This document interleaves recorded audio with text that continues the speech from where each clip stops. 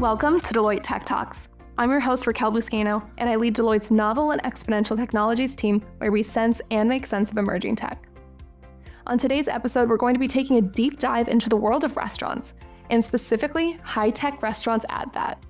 We'll chat through some of the key challenges facing restaurants today, why they're increasingly incorporating more tech from self-service ordering kiosks to food prep robots, and what they can do to stay competitive in an ever-changing world. And I'm thrilled to be joined by Ed Lee, a managing director in Deloitte Consulting LLP who focuses on strategy and growth topics in the restaurant industry. Ed, welcome to the podcast. I've just been really looking forward to this episode. Yeah, so am I. I'm really happy to be here. Thank you very much. Today's episode is all about high-tech restaurants.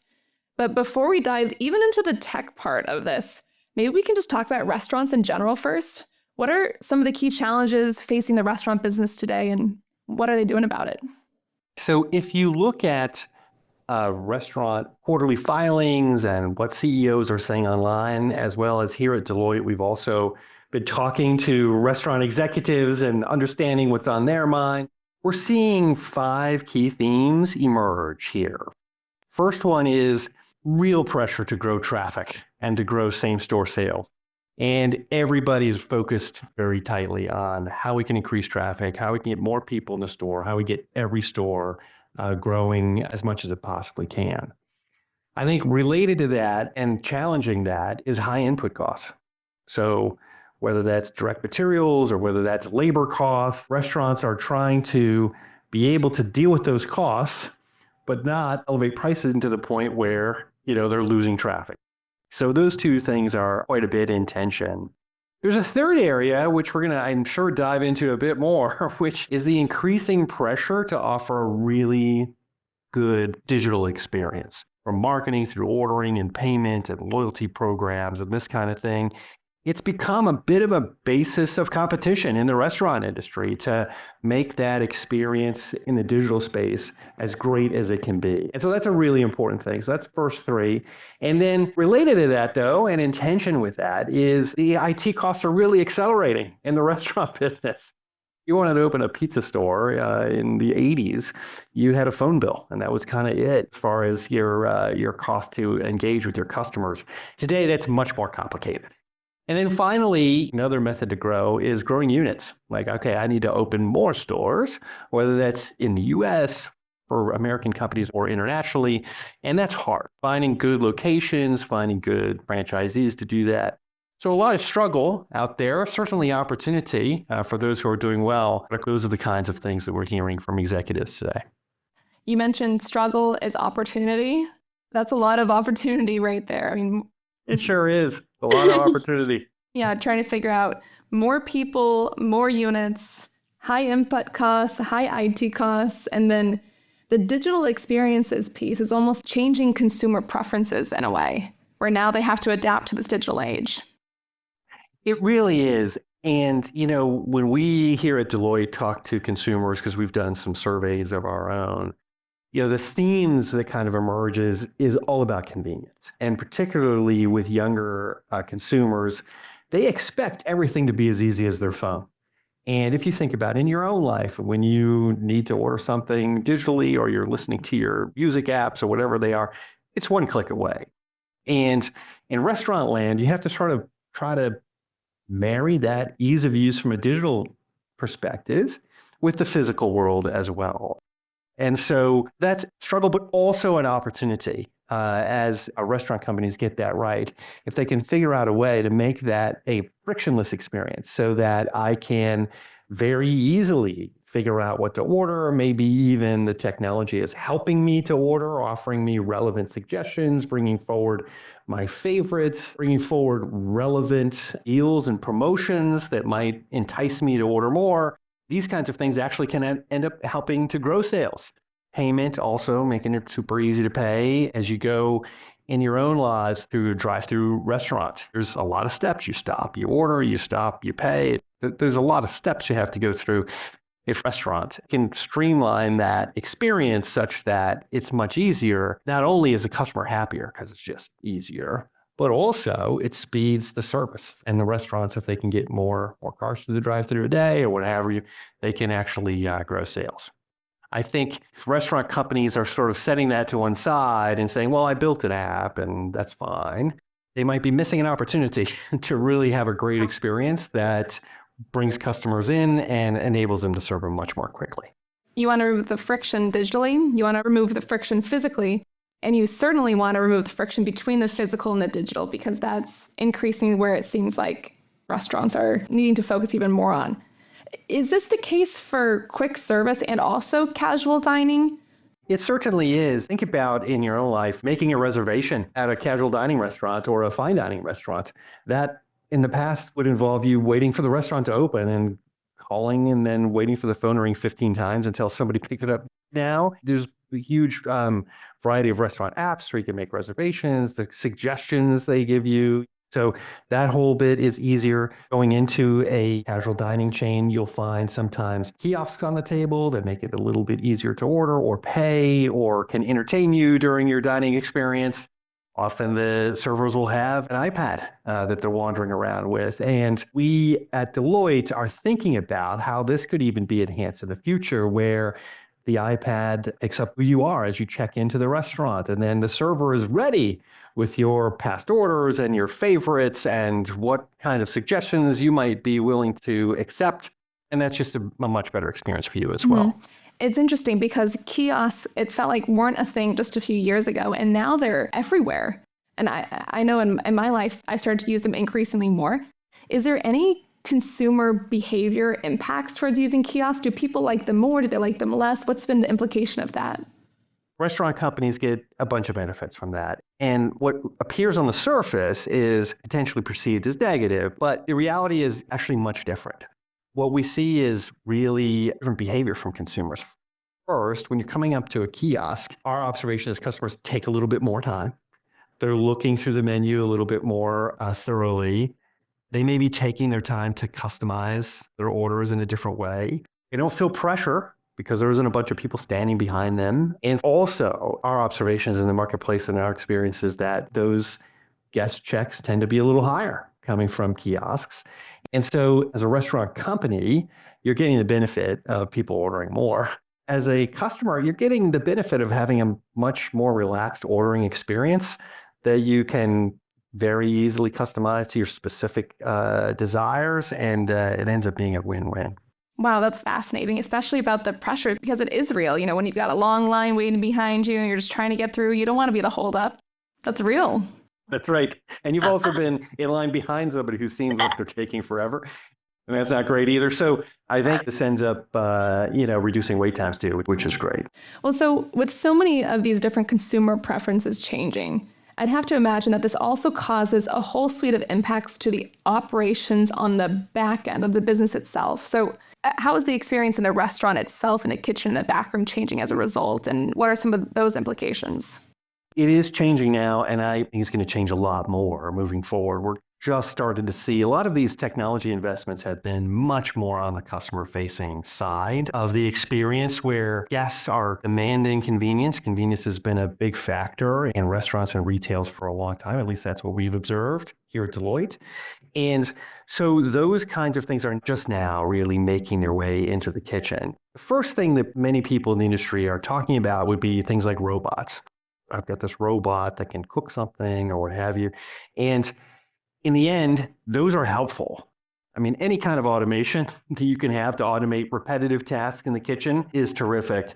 Folks who work in restaurants don't generally love to slice onions all day, but if you could have something in an automated way that's doing that, that's a real benefit for everybody. But that kind of capital investment in restaurants isn't what we at Deloitte are seeing with some of the first real investments. Instead, what we're seeing is much more around analytics and using data to streamline operations in the kitchen. So to the extent that the restaurant could be collecting data on what are the past orders on a Tuesday afternoon in that restaurant? And what if the last 10 cars in the drive-thru ordered? And what's the traffic out on the street? And what's the calendar in this town? Every Tuesday there's a soccer tournament, this kind of thing.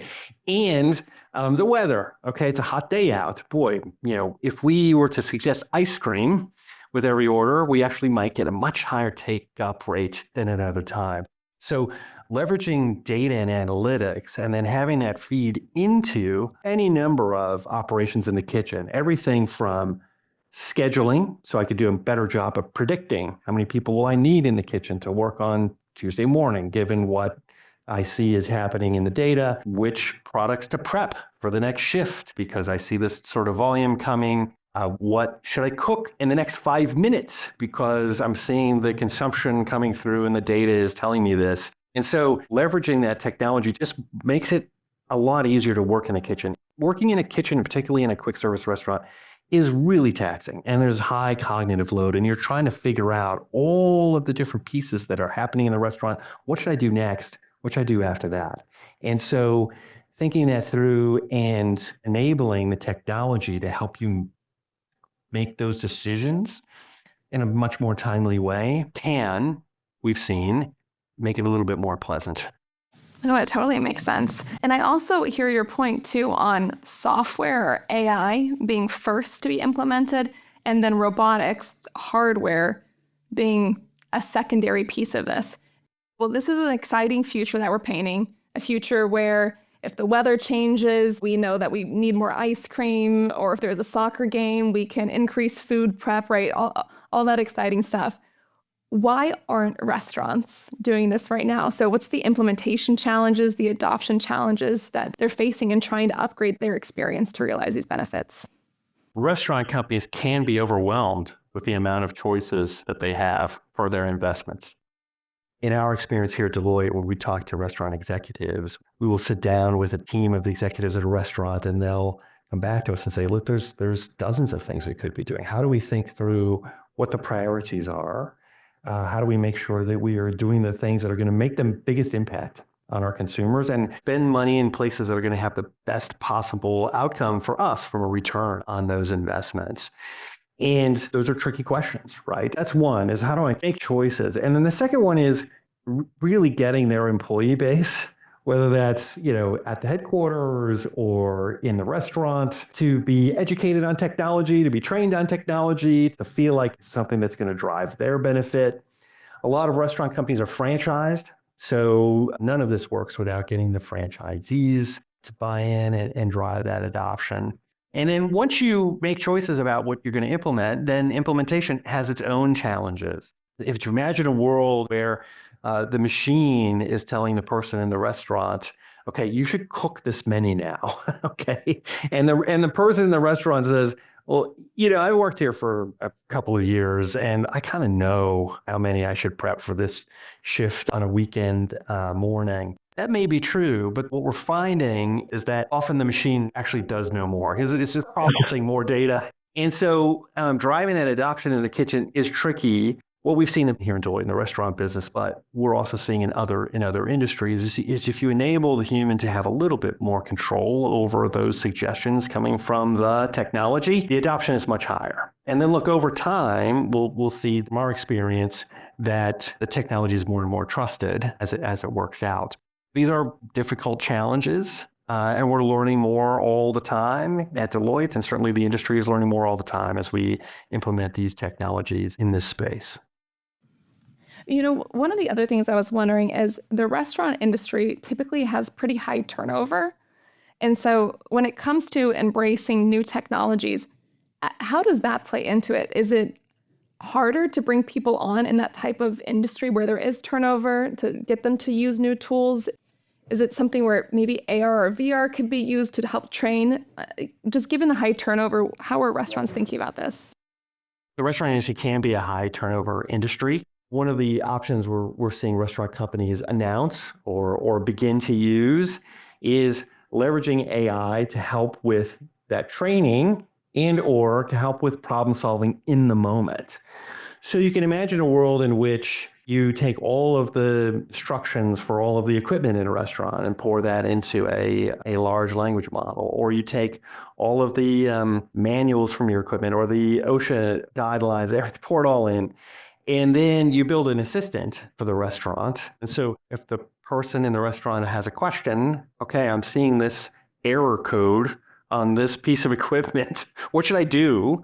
It's just answering it. You don't have to go pull out the manual or a 3-ring binder that's in a dusty back room someplace and nobody knows where it is, you just ask. And the AI can tell you, okay, well, here are the steps that you should take now to start troubleshooting. And these are great because there's only more technology and equipment and everything else coming into restaurants. It's only going to get harder and harder. And leveraging AI to make that transition a little bit easier for the people in the restaurant to get up to speed and or get questions answered quickly is something that we're certainly going to be seeing. Fine dining restaurants are sometimes a lot more complicated. There's a lot more stuff back there because the menus are much more broad. How do we allow the technology to help us manage all those moving pieces in a much more effective and efficient way? At the end of the day, it doesn't matter to me if someone is a new coworker or this AI is a new coworker. If you're there to help me solve a problem in a pinch, well, that's something that I want, right? So phrasing it in that way, much more inclined for the new coworker in the building. What do you think are some of the main industry imperatives for restaurants? And we've dabbled in this a little bit too, but what are you really excited about for the future, not just in the next couple of years, but even as we progress further out in the next 5-10 years in your industry? As we look ahead, we've touched on all of these here today. There are a few things that restaurant companies could do now to enable them to achieve success in the future that we just discussed. And the first thing is to think about new growth horizons. You're trying to drive sales in your current stores. Those are good. And you're trying to figure out how I can expand into new stores and new frontiers. But thinking through that, what new menu items might I be thinking about as consumer tastes change moving forward? What kinds of stores should I be opening? Since COVID, there's been a big shift that we're seeing at Deloitte in the industry towards off-premise consumption. So, what implications might that have on me as a restaurant company to think about what my store should look like moving forward? Maybe smaller dining rooms, maybe more ways to pick up or get orders delivered. So that, I think, is a big change coming. Certainly this convenience discussion that we had earlier, just making it easy. If we say the expectation in the future is everything should be as easy as my phone, let's think through that entire journey that the guest goes through and find those opportunities to reduce friction at all those friction points as you go through. We mentioned efficiency in the back room and in the kitchen, and looking at AI and robotics to think about how we revolutionize kitchens is a big area. And related to that is, how can we be predictive? Finding opportunities to be more predictive, I think, is fantastic and well worth the time and energy to do so, because you avoid problems and other issues that way. And then finally, I think the thinking about that workforce. Okay, if in a world where digital and technology and AI are playing like an outsized role in the restaurant industry, different skills, different understanding, different competencies may be required. So all of these changes that we're seeing that we've talked about today have implications on what restaurant companies should be doing and how they should be thinking about driving their business forwards. We're going to see more and more of that as we move forward. It's a bright future, one with efficiency, convenience, growth, and a workforce that meets the needs of that future. It's very exciting. Ed, thank you so much for being on the podcast. This was such a great discussion. And thank you for having me. And I always like talking about these topics, so thanks very much. Well, to all our tech-savvy listeners, if you enjoyed this episode, please share and subscribe. And if you'd like to learn more about high-tech restaurants, you can follow myself and Ed to stay up to date. Our socials are listed in the episode description. Thanks for tuning in, and I'll see you on our next episode. Until then, stay savvy.